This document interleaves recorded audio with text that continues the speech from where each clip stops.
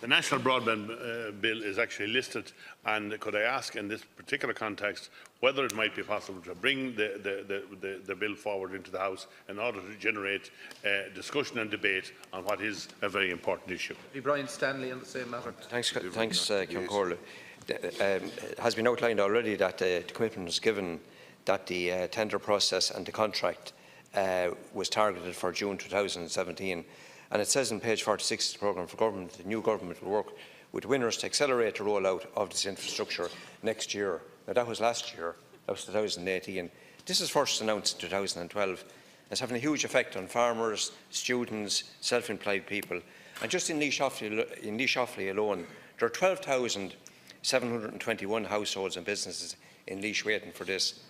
In the county of Offaly, there's 12,420 waiting for it. There's 11,600 people commuting out of Laois every day to work outside of the county, which many of them wouldn't have to do so if they had broadband. And many of those self-employed people tell me that.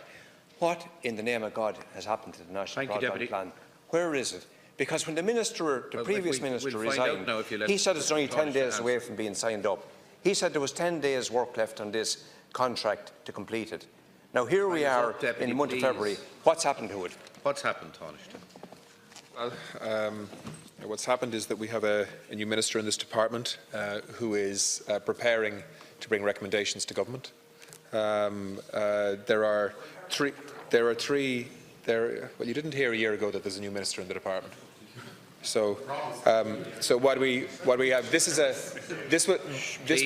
will be a very significant spend by the state when it happens, and we need to make sure that we're getting value for money. We need to make sure that the controls are in place to ensure that we protect the interests of the state in terms of expenditure, and we need to make sure it works.